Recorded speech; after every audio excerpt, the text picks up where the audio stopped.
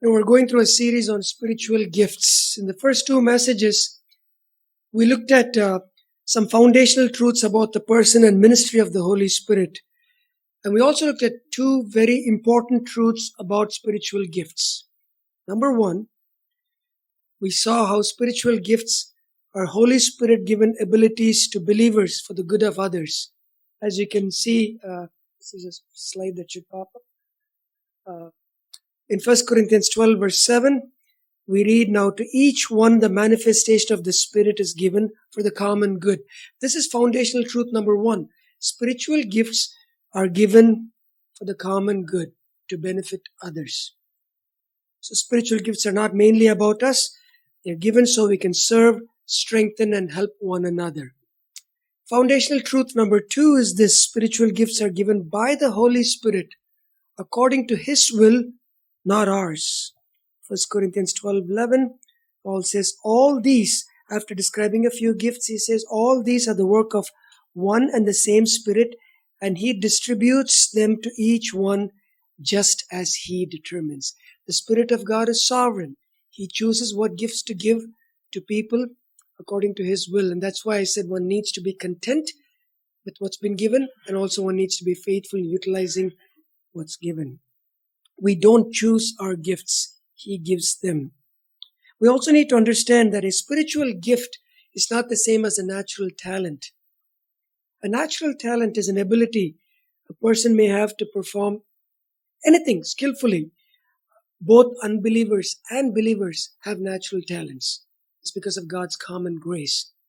But a spiritual gift is a special ability given by the Holy Spirit only to believers for the building up of the church.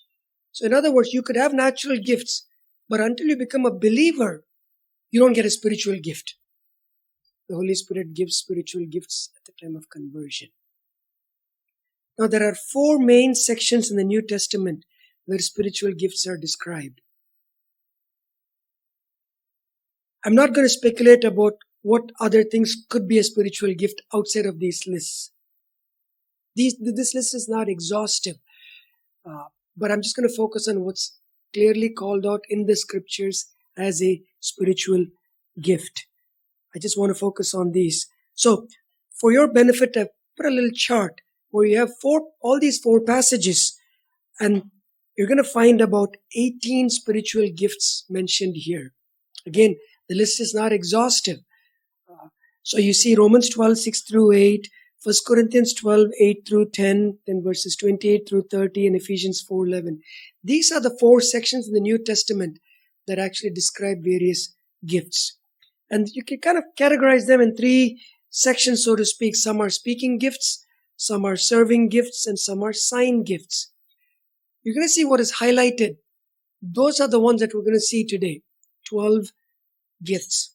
The other 6, like apostleship, prophecy, miracles, healing, tongues, and interpretation of tongues, I'm going to deal with them individually in the following messages. So 12 gifts we're going to look at today. But as we walk through the 12, I want you to notice one thing very clearly as we go through them. You're going to see how each gift is designed by God to strengthen the church in a different way.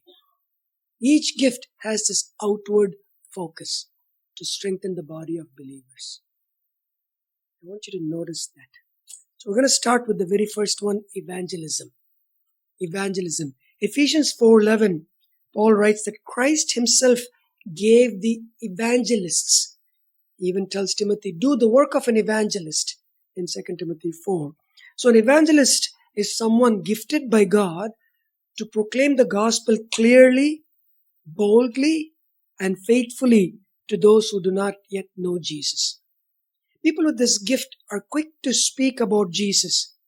They don't easily walk away from open doors to share the gospel. It's just that inner compulsion for them. They cannot but share the gospel. And they have this unique gift of turning even ordinary conversations into gospel conversations. They have a strong desire to see sinners come to Christ and then become part of a healthy local church where they can be nourished regularly and also serve faithfully with their gifts.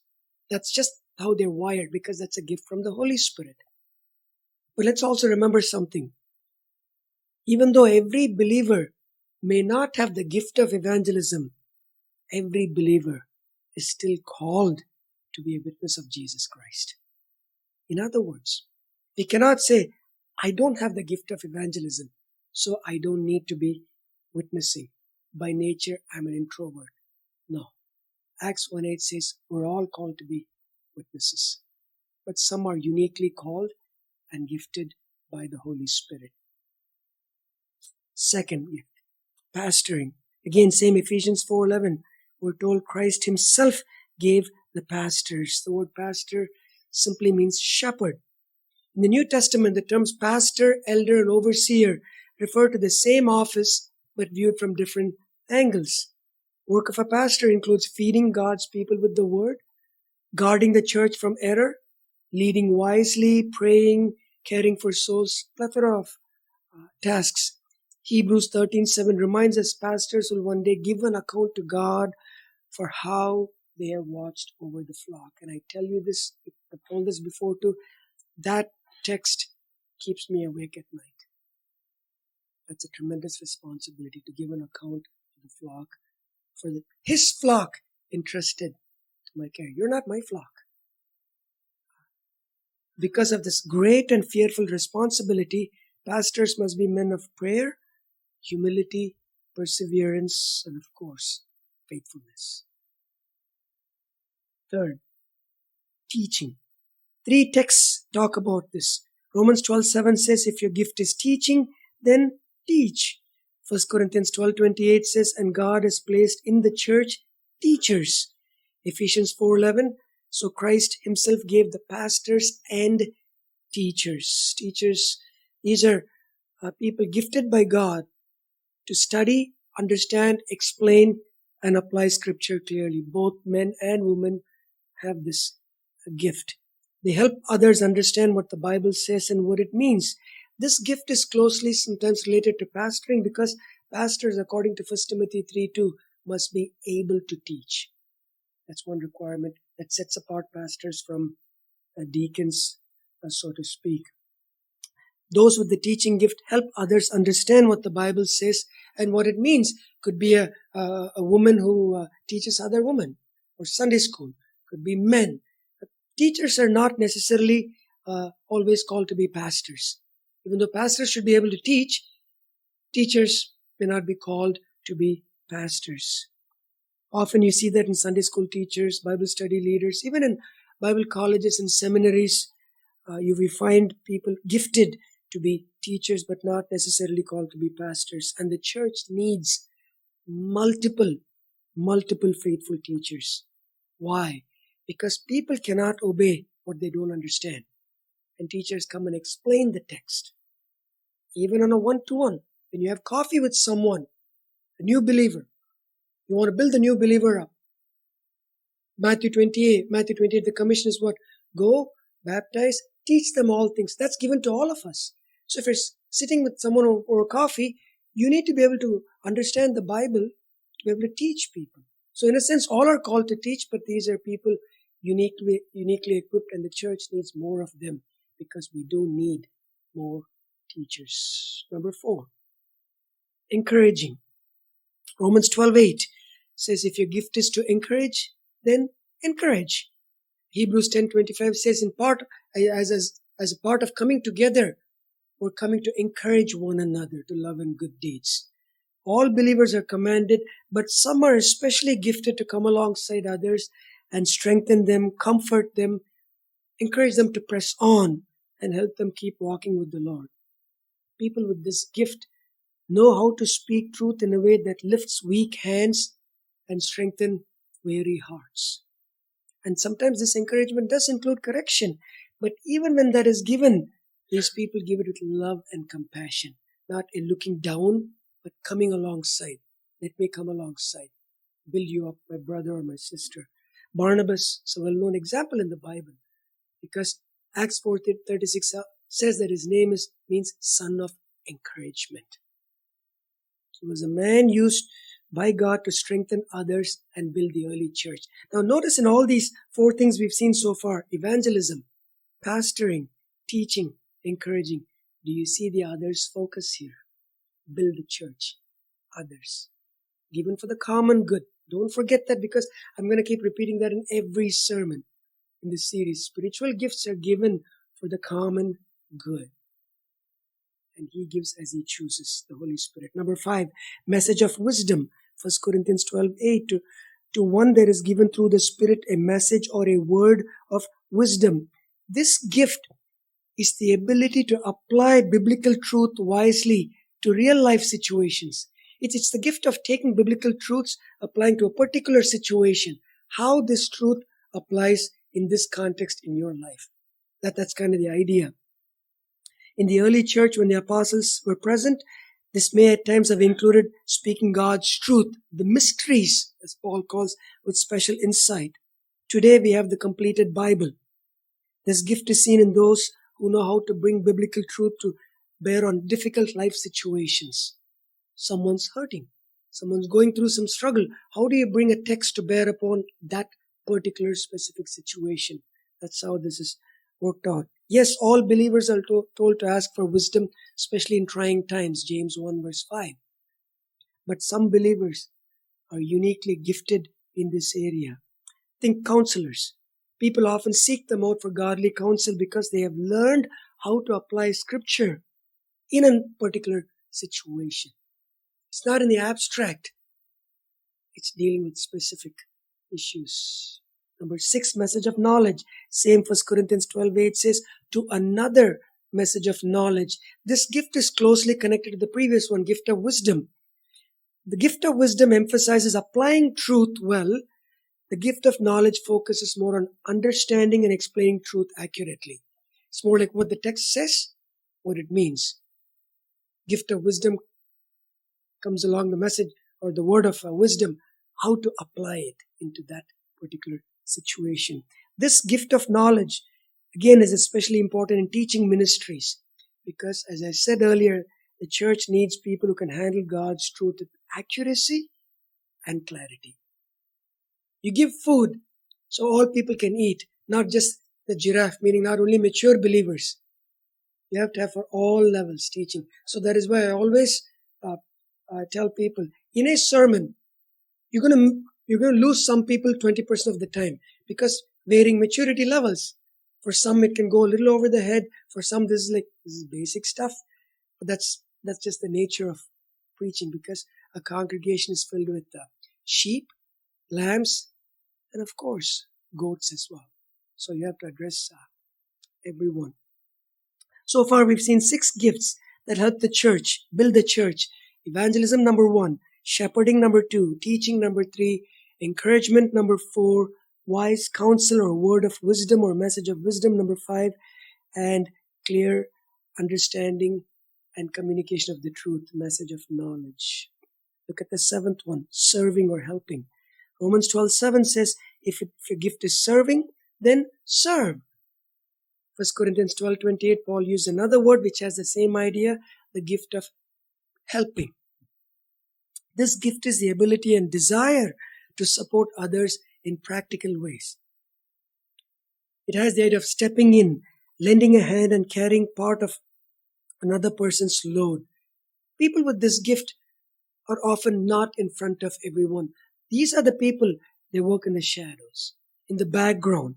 But their faithful service, whether it's cleaning, organizing, visiting, or meeting other practical needs, supports much of church life. Hudson Taylor once reminded believers that God makes a beautiful flower bloom in the remotest part of the jungle where nobody sees it. But still, God makes it beautiful. In the same way, much of what is done for Christ is never noticed by people and never will be noticed by people. But it is fully seen by the Lord Himself. That is why you don't serve only when you can be seen and you don't care for titles. Simple as that. Some people, if I don't have the title, I won't serve. No. You're a servant of Christ, a slave of Christ. What more identity do you want to be called by? It's a rich title Christ has given to us. And then serving is one of the most important gifts in the church. A church cannot function well without people who serve gladly. serve gladly. It is very important. And even though some are especially gifted in this area of serving, no believer should refuse practical serving by saying serving is not my gift. That's not how it works. We're all called to serve. If you think about one thing, all these gifts, in a way, every believer is called to exercise in one form or the other. It's just that some are uniquely gifted that marks them apart in a unique way. But that doesn't excuse others of us. Number 8, leading, guiding, or administrating. Romans 12:8 says if your gift is to lead, do it diligently. In other words, don't be a lazy leader. Don't be haphazard. Don't be sloppy. Don't be disorganized. Do it diligently. 1 Corinthians 12:28, he used the word guidance or administration, as the NASB puts it, or administrating. I think ESV renders it that way. The gift has the idea of steering or guiding, like a pilot guiding a ship. Paul uses this in Acts 21. So he's about steering a ship, Acts 27. About steering a ship. It's to organize, direct, and lead others wisely toward a clear and common goal, which is to bless others and glorify Christ. People with this gift bring order, direction, and wise movement toward godliness. This person with this gift is able to make sound decisions, guide people well, and keep ministry moving in a healthy direction. Pastors often have this gift because Paul says in 1 Timothy 5:17, elders who rule well. So there's that in Hebrews 13 verse 17, submit to the leaders who have an oversight over you. So usually pastors have this, but it's definitely by no means limited to pastors only. Leaders of various ministries, Christian schools, Bible colleges, seminaries, mission agencies, and all other areas of Christian service, including within the church. You're leading a unit. It could be a Bible study group. It could be a ministry. So you're still exercising, to a certain extent, a leadership role. But leadership must never be driven by pride. That's the important thing. Leaders are merely stewards, called to lead with diligence, humility, and a servant heart. Why? Because that's what it means to follow in the footsteps of the Master Jesus Christ himself, the one only head of the church. I came not to be served, but to serve, Jesus said. The ultimate leader came to serve. How much more should we constantly keep crucifying the flesh and be willing to serve rather than being served? Number 9, giving. Romans 12:8 says this, if your gift is giving, then give generously. Yes, all believers are called to give, but some are specially gifted by God to give with unusual joy, freedom, and generosity. And the gift is not only about money, though it includes it. It's about sharing whatever God has given. Could be your skills. Some people are very good with their hands. Go help others with certain projects. Or some people they have a lot of time, so they can go alongside others and pray, giving yourself, giving your time, talents, treasure. All three are kind of covered in that idea of giving. It's about sharing what God has given for the good of others.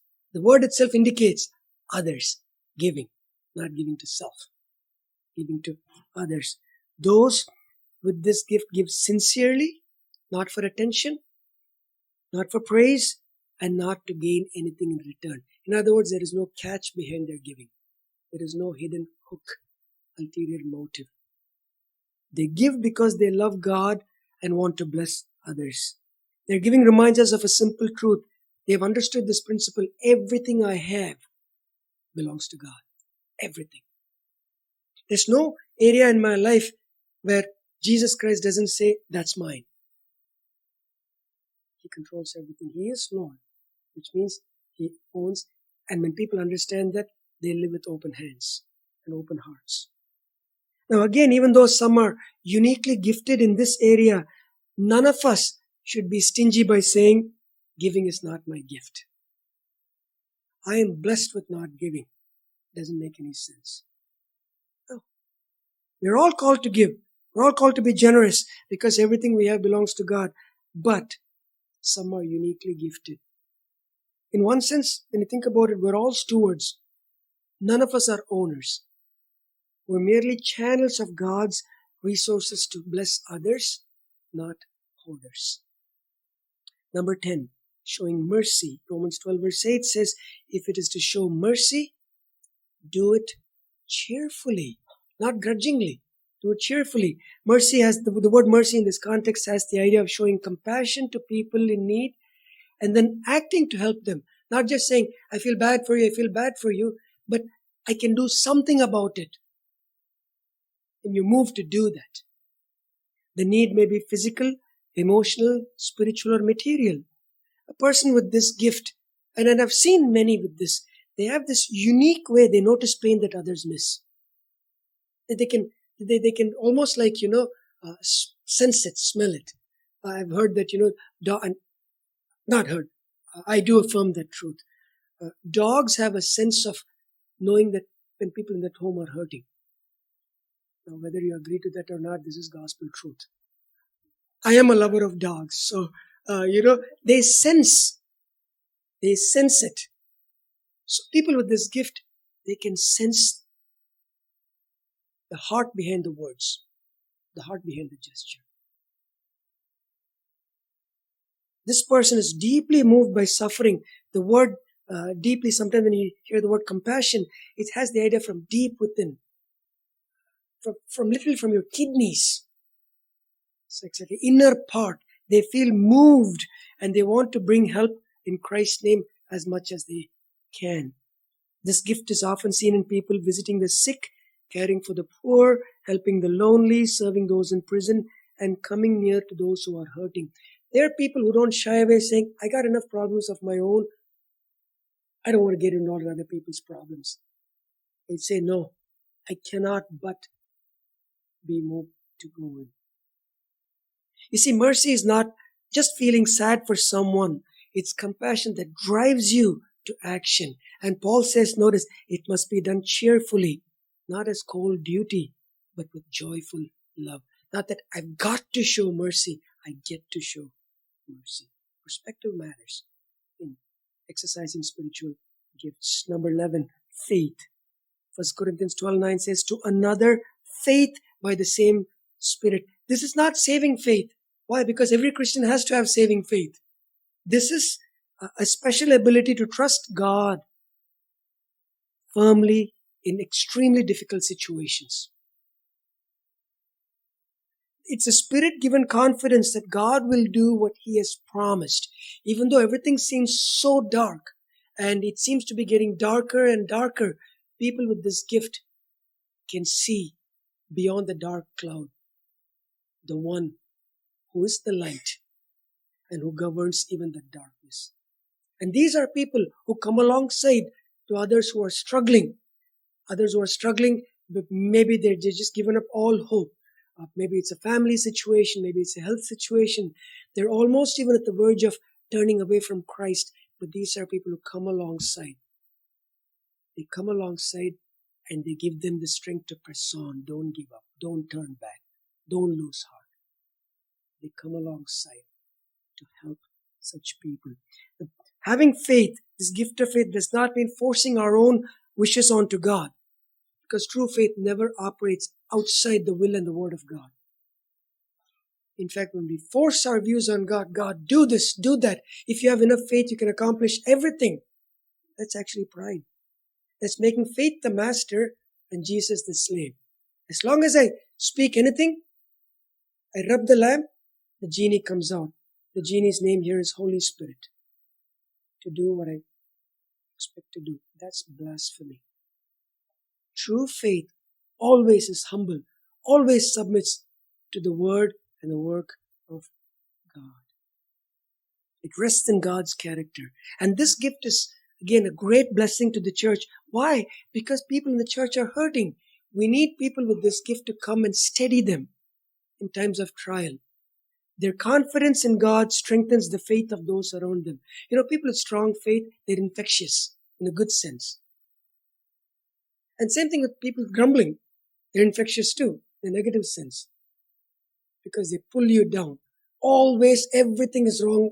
I'm not talking about this mind over matter garbage. I'm just talking about we still have much to be thankful for. Everything is negative. And you feel like after that conversation, you just want to take a bath, a spiritual bath. These are people who come alongside. They don't deny the trial. They don't deny the darkness. They don't make light of it. They say, even in this darkness, God has not given up on you. We need such people.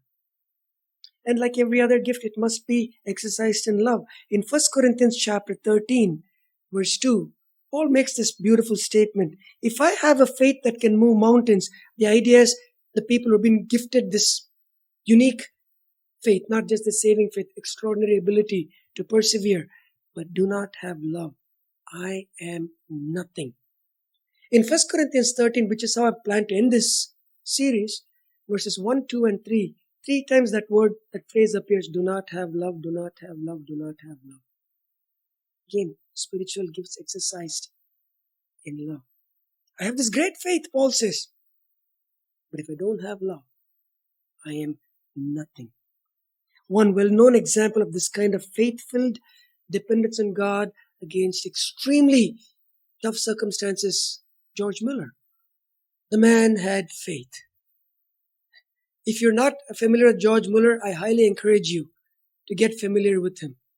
You cannot, if I read some of his things, then I come back and I think I'm not even a Christian because of this man's faith. Now, of course, he had unique faith, but see how it blesses people 100, 150 years even afterwards. These people build others, encourage others. Number 12, last but not the least for today, discernment or distinguishing of spirits. 1 Corinthians 12 verse 10 says, distinguishing between spirits. This is a God-given ability. This is a special gift to recognize what is true and what is false, what is from God and what is not. It's the ability to detect error, especially in teaching. Remember that slave girl in Acts 16? She keeps telling the truth actually. These men are servants of the Most High God. She spoke truth. But Paul had this gift. He said he rebuked Satan out because he knew she was demon-possessed. That's what we're talking about here. What is from the Holy Spirit and what is not. While all believers, according to 1 John 4:1, are called to test the spirits to see whether they are from God, even 1 Thessalonians 5 verses 20 and 22, 20 to 22 says that those with this particular gift of discernment, distinguishing of spirits, are uniquely equipped through a strong knowledge of the Bible. That they have this sense, if you will, to recognize spiritual danger very quickly. I mean, sometimes, even in a general sense, you talk to someone who professes to be a Christian, and some of the words that they say, phrase that they say, leaves you a little uncomfortable. You think, something is not right here. Or you go to a church that's not biblical. There is some feeling inside of you, oh, wait a minute, I got a little uneasiness here. So in a sense, all believers, the Holy Spirit works in us to say something is wrong. But these are people who are even more gifted, even more equipped to sense these issues.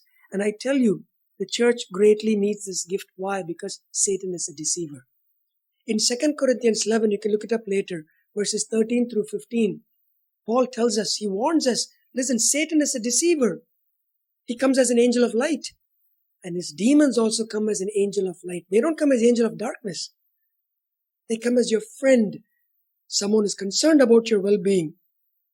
And there's always some truth to what they say. Just enough truth to deceive, but packed with error to destroy. That's how powerful the deception is. That is why we need believers. And God in His mercy and grace has gifted certain believers, because deception can be so convincing, to recognize error, again, protect the church. Pastors are often equipped with this gift, but again, they're not the only ones. Teachers, evangelists, apologetics, those who are into apologetics, those who defend the faith, are also marked by it. Through this gift, they help guard the larger body of believers, larger church, from false teachers and harmful doctrine. So that's 12 gifts we've seen in this message, the chart that was placed earlier. So you see all the highlighted ones. We just did a quick walkthrough. By the way, I'll email this chart to you so you can look it up later. When you step back again, look at all these gifts together, all the 12 that's highlighted. An important picture emerges that I touched on earlier. The Holy Spirit cares for the church and builds it up in many ways through evangelism, shepherding, teaching, encouraging, through wisdom, knowledge, serving, leading, giving, showing mercy, faith, and distinguishing of spirits. Some gifts speak, some guide, some strengthen, some serve quietly, some protect. But guess what? All are needed. This is why Paul says in 1 Corinthians 12, the hand cannot say to the eye, I don't need you, or the eye cannot say to the foot, I don't need you. We all need one another. This naturally leads to an important question. How do we know? How do I know? We may ask, what gift or gifts the Lord has given me, and how should I use them? Lord willing, that is what we'll consider in the next message before we go to the other gifts. But before we leave, let this truth about using our spiritual gifts to bless others settle in our hearts through a simple picture from life. I want to paint this picture to you. Think of two bodies of water right in Israel, the Sea of Galilee and the Dead Sea. The Sea of Galilee receives water from the River Jordan and it flows on. It gives life to the surrounding land and waters. The Dead Sea also receives water, but has no outlet. It has many inlets, no outlet. Water flows in, nothing flows out. That's why it's called Dead Sea. The same way, a Christian who's always receiving, but never serving, always taking in, but never pouring out, should not be surprised if their spiritual life becomes weak and unfruitful. You lack the joy. You lack the joy. Either it's pride that's stopping you from using your gifts, or fear that's stopping you, or other life issues are just pressing you down. Whatever be the case, you cannot be in joy if you're not using God-given gifts to bless others. It's very important to remember. So as we close, I want to leave us with 3 questions to consider. 3 questions. Question number 1 is this. Am I using the gifts God has given me in humble service to others? I threw that word humble intentionally because we can use our gifts in a proud and arrogant way. Paul said, in love. Do not have love, do not have love. So it calls for humility. Am I content with my gift or becoming proud of it? That's another thing. Am I proud because my gift is a showcase of me? Or am I content and faithful? William Gurnall, a Puritan, wisely warned, pride of gifts robs us of God's blessing in the use of them. Pride of gifts robs us of God's blessing in the use of them. We may be spiritually gifted, but if you're doing it in pride, at the end of the day, others may still be blessed, but God's blessing is lost. The most important blessing is the hand of God and a smile from the face of God. Motives matter. Third, am I using my gift in love? So I touched on that with the humility part. Gift in love for the building up of the church and the glory of God. In other words, am I using my gifts for self-satisfaction? Paul says love is not self-seeking. I love the ESV rendering of the same verse. It says, love does not insist on its own. It's not self-seeking. Love seeks the benefit of others and ultimately glory of God. We're going to see all that, Lord willing, next week. But these 3 questions, I want to leave you with those questions to consider. And remember, the Holy Spirit does not give gifts so that we can admire ourselves or even to bury it. Remember the guy that got 1 coin and he buried? Jesus called him, you wicked and lazy slave. Showing that that person was not even a believer. That's the scary part. Not even a believer. The Holy Spirit gives gifts so that the church is built up and God is glorified. John Calvin rightly said this: the Spirit does not give gifts for private display, but for the common good of the body of Christ. Let me repeat this. The Spirit does not give gifts for private display, but for the common good of the body of Christ. So, think through these things this coming week. Think through, repent where you need to, we all need to, and lean on the Spirit's help to use the gifts He has given for the benefit of others for the glory of God. But before I close, let me speak a quick word to those of you who are still far from Jesus. Before you think about spiritual gifts, you need the giver of these gifts, the Holy Spirit Himself. You need the gift of the Holy Spirit before you can experience the gifts the Holy Spirit gives. And the Holy Spirit, the greatest gift one could ever receive, is given to all who repent of their sins and trust in Jesus Christ. In Acts chapter 2, verse 38, this is what we read. Repent and be baptized, every one of you, in the name of Jesus Christ for the forgiveness of your sins, and you will receive the gift of the Holy Spirit. You cannot get the gifts without the giver. It's like people wanting heaven, even if Jesus is not there, they don't care about it. That tells you where their heart really is. We cannot want the blessings without the blesser. So please, turn from your sin. Turn to Christ. It's never too late. With all your doubts, all your fears, all your sins, come to Him. Acknowledge Him as your Lord, as your Savior, and publicly confess Him through the waters of baptism. Put your faith in Him. Receive the gift of the Holy Spirit, and then receive the gifts the Holy Spirit will give to you, and start using those gifts faithfully for the good of others and the glory of God. Let's pray. Father, we are thankful for all your mercies. We pray that in your wisdom, how you put the body together, help us to see, Lord, your wisdom. Wisdom hidden in the past, but now revealed in the church. How you work out all things.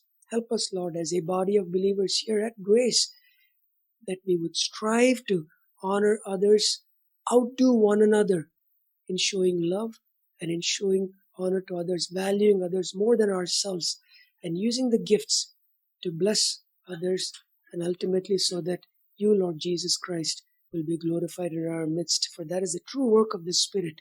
He will glorify me. It's what you said, Lord Jesus. Please be glorified in the use and exercise of these gifts, and call to yourself those who are still far away. Grant them, Lord, the saving faith.